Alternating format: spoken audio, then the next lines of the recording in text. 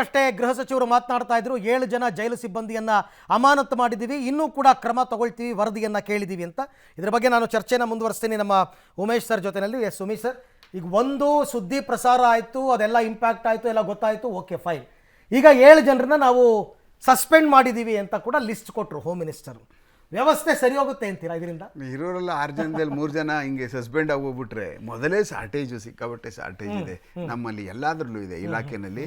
ಹಾಗೆ ಪ್ರಿಸನಲ್ಲೂ ಸಿಕ್ಕಾಬಟ್ಟೆ ಶಾರ್ಟೇಜ್ ಇದೆ. ಈಗ ಅಲ್ಲಿ 3,000 ಆಕ್ಚುಲಿ ಇರ್ತಕ್ಕಂಥದ್ದು 4,500 ಮೇಲಿದ್ದಾರೆ ಅಂತ ಹೇಳ್ತಾ ಇದಾರಂತೆ. 1,500 ಎಕ್ಸ್ಟ್ರಾ ಅಲ್ಲಿದ್ದಾರೆ.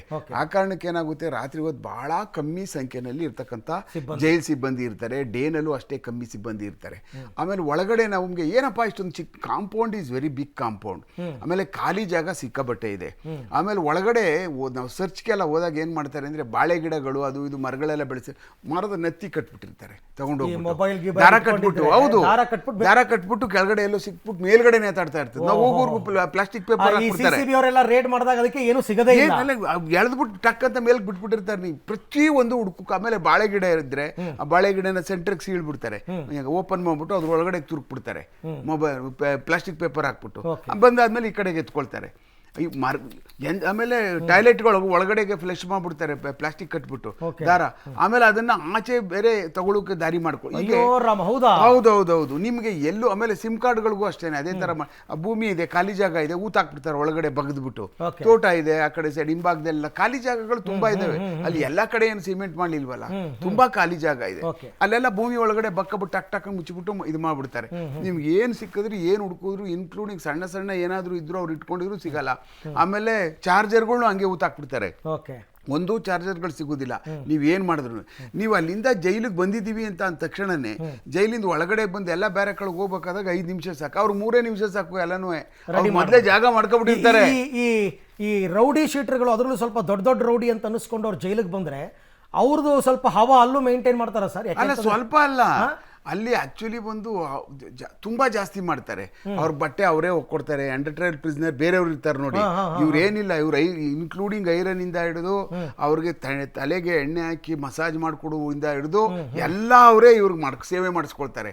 ಅದಕ್ಕೆ ಇವ್ರು ಹೋದಾಗ ಕೆಲವು ಜನ ಅವ್ರಿಗೆ ಬೇಕಾಗಿರೋರನ್ನ ಬೇರೆ ಬೇರೆ ಅಫೆನ್ಸ್ಗಳಲ್ಲಿ ಬೇರೆ ಬೇರೆ ಸ್ಟೇಷನ್ ಅಲ್ಲಿ ಇರ್ತಾರಲ್ಲ, ಅವ್ರನ್ನೆಲ್ರಿಗೂ ಬಂದ್ಬಿಡಿ ಒಳಗಡೆಗೆ ಅಂತೇಳಿ ಅವ್ರು ಬಂದ ತಕ್ಷಣ ಒಂದು 8 ಜನ ಸೇವೆಗೆ ಬಂದ್ಬಿಡ್ತಾರೆ ಒಳಗಡೆಗೆ. ಇವ್ರು ಒಬ್ರು ಹೋಗ್ತಾ ಇದ್ದಂಗೆ ಎಲ್ಲರೂ ಅದಕ್ಕೋಸ್ಕರ ಅಲ್ಲಿ ಬಂದ್ಬಿಡ್ತಾರೆ.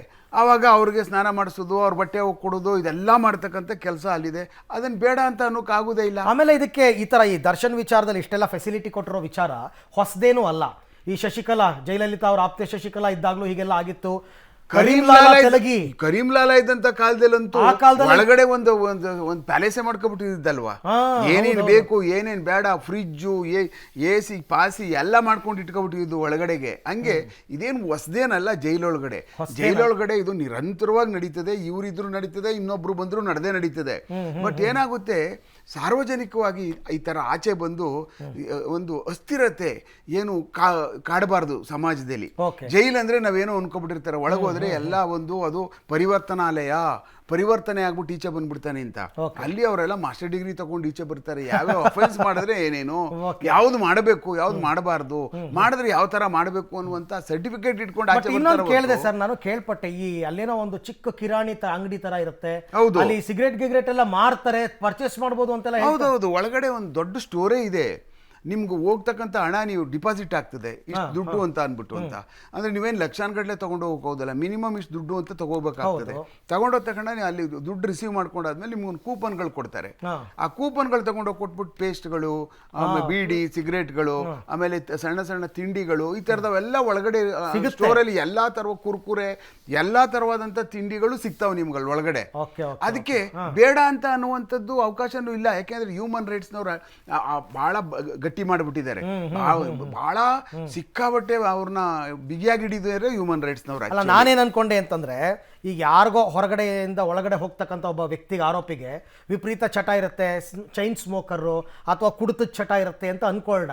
ಜೈಲ್ಗೆ ಹೋದಾಗ ಅದಕ್ಕೆಲ್ಲ ಕಡಿವಾಣ ಹಾಕಿದ್ರೆ ಅಟ್ಲೀಸ್ಟ್ ಅದರಿಂದಾದ್ರೂ ಅದನ್ನೆಲ್ಲ ದುಶ್ಚಟ ಬಿಟ್ಬಿಡ್ತಾರೇನೋ, ಹಂಗಾದ್ರೂ ಆಗುತ್ತಾ ಅಂತ ಅನ್ಕೊಂಡ್ರೆ ಅದಕ್ಕೂ ಅವಕಾಶ ಇಲ್ಲ. ಇದನ್ನ ನೋಡಿ, ದುಶ್ಚಟ ಅಂತ ಬೀಡಿ ಸಿಗರೇಟ್ನ ಕರೀದೇ ಇಲ್ಲ.